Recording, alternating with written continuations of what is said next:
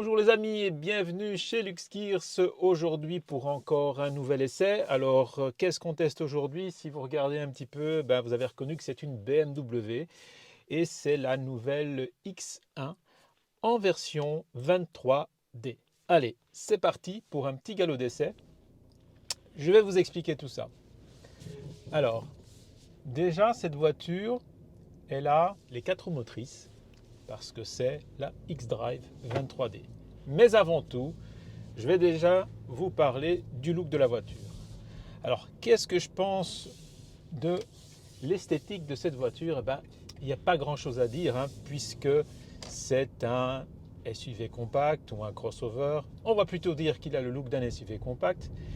Et il est assez imposant parce que quand on le regarde, on hésite. Est-ce que c'est un X3 ou est-ce que c'est un X1? Donc, c'est plutôt une bonne nouvelle parce qu'il est valorisant. Mais il a bien entendu ce look typique des BMW X qui finalement lui va très bien, surtout dans cette belle couleur blanc nacré. Je trouve que ça lui va bien. Et puis l'intérieur, la définition qui a été choisie est aussi très belle. Moi j'aime beaucoup ce mélange de céleri noir et un petit peu de couleur. Ici c'est un petit peu brique rouge. C'est bien fait. C'est joliment assemblé, on va dire. Alors, l'autre point qui est toujours très important pour moi, c'est quoi? C'est la position de conduite. Vous commencez à savoir que c'est pour moi quelque chose de super important. Et donc, cette position de conduite, elle est bonne. Elle est bonne, comme souvent dans les voitures allemandes et particulièrement chez les BM. On a une position de conduite qui est très agréable, où on peut vraiment trouver tous les réglages possibles en hauteur, en profondeur pour le volant. Bref, ça me plaît vraiment. Alors là, je baisse la ventilation parce que ça fait un peu trop de bruit.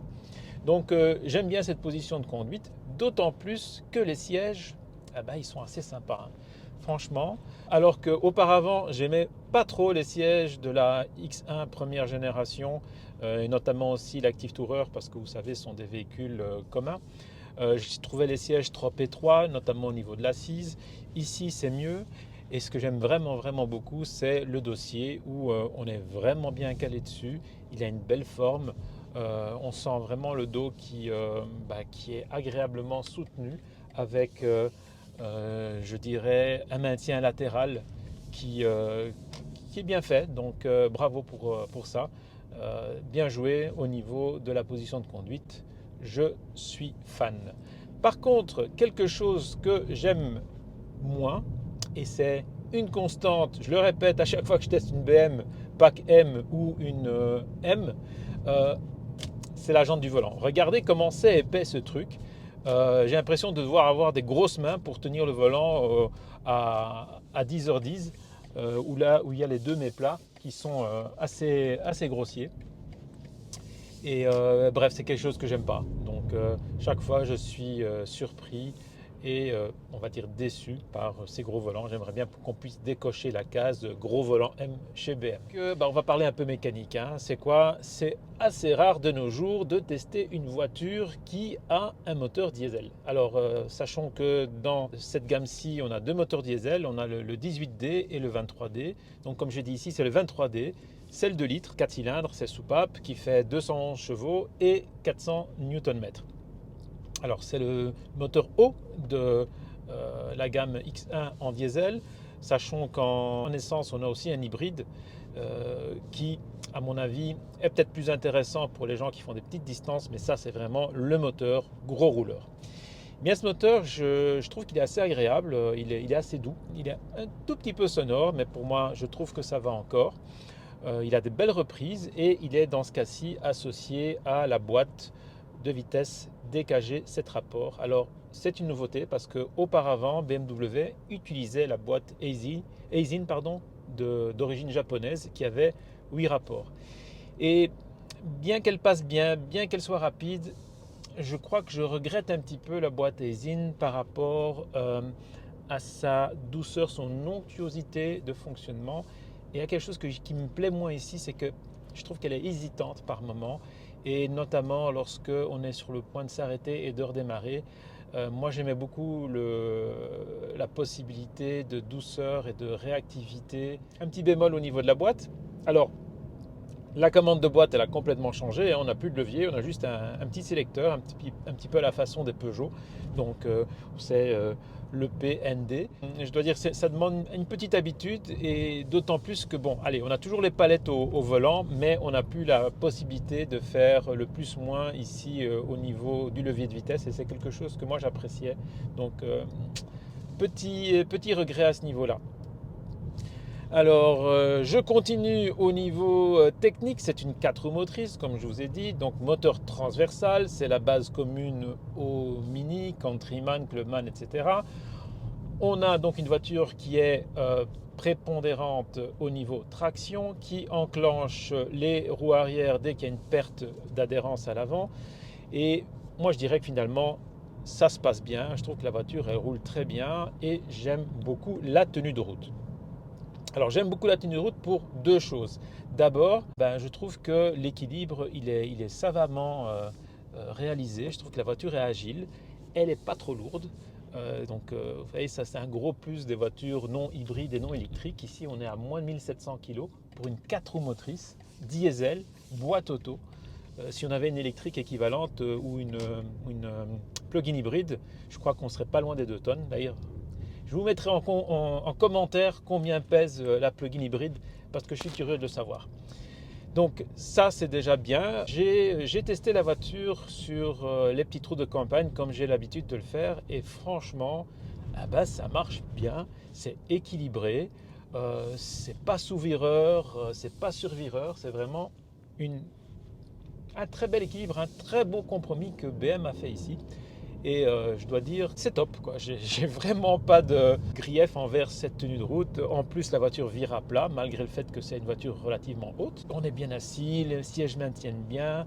La suspension, elle a un super compromis entre confort et tenue de route. Alors, je tiens quand même à mettre un petit bémol ici, parce que là, je suis en monte pneumatique hiver. Et dans ce cas-ci, avec une monte plus basse, c'est-à-dire qu'on peut avoir du 18, du 19 et même du 20 pouces avec le pack M, alors qu'ici les pneus et les jantes que j'ai, elles sont en 17 pouces. Et à mon avis, ça participe à l'excellent compromis qu'on a avec cette voiture, donc au niveau tenue de route et confort. Et donc on revient un petit peu aux essentiels, à nos références de base, qui est de ne pas mettre des grosses montres pneumatiques sur les voitures. Ça ne sert à rien, ça dégrade le confort, ça augmente la consommation. Et finalement, ce n'est pas une belle idée, ça ne sert que l'esthétique. Et ça me permet de passer sur la consommation. Alors justement, ces roues de plus petite taille permettent de consommer moins. Bon, en ce qui me concerne, je n'ai pas mesuré des consommations exceptionnelles. Pourquoi? Parce que j'ai essentiellement fait des petits trajets et jamais de longue distance.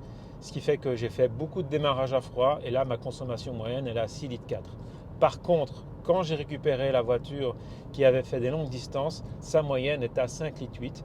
Et d'après ce que mes confrères disent, c'est plutôt dans ces eaux-là qu'on est.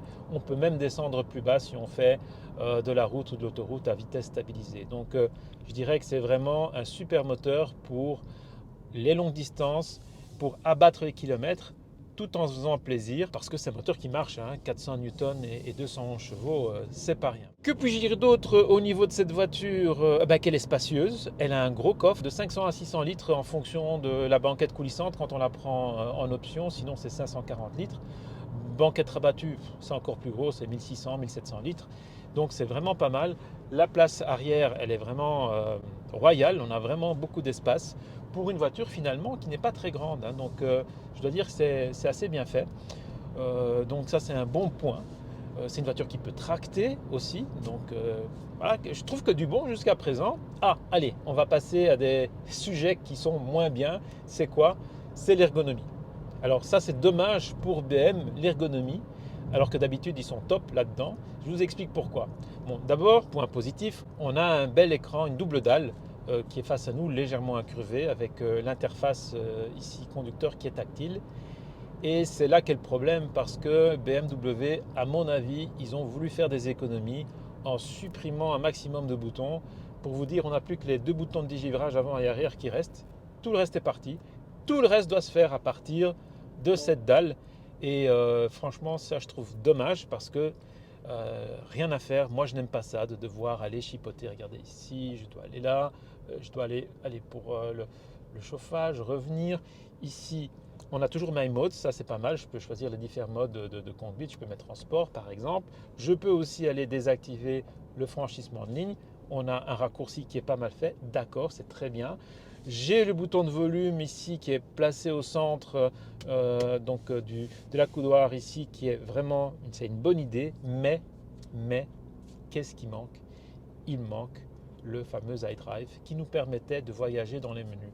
Et ici, eh ben, je dois chaque fois aller là, j'hésite, qu'est-ce que je fais? Je dois revenir en arrière, j'aimerais bien avoir le menu, et là je ne le trouve pas, vous voyez, parce que bon, c'est vrai que j'utilise pas la voiture régulièrement.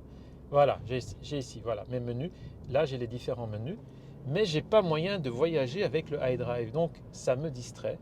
Et il faut que les constructeurs comprennent une fois pour toutes que non, une voiture, c'est pas une tablette et qu'il faut pouvoir rester concentré sur la route et pas devoir aller chipoter dans ce menu. Donc, s'il vous plaît, redonnez-nous des boutons d'utilisation hardware, qu'on puisse voyager dans les menus avec quelque chose de physique, quoi, et pas devoir pointer sur un écran.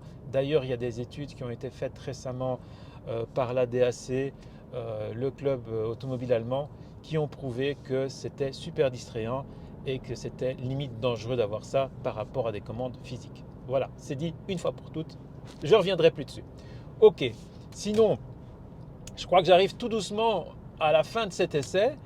Moi, cette voiture, elle m'a bien plu, franchement, parce que elle est pratique, elle est, je dirais, assez jolie, hein, franchement, dans son style, c'est pas mal.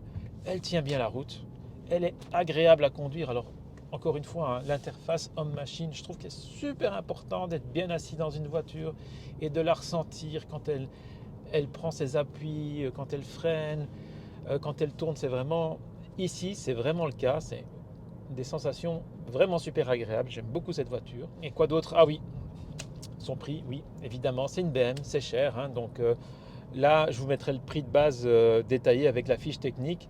Mais j'ai regardé cette voiture-ci avec les options qu'elle a. Elle est vachement bien équipée, hein. Ben, on est au-dessus de 60 000 euros. Donc, c'est pas rien. Il faut le savoir que c'est cher et que c'est comme ça.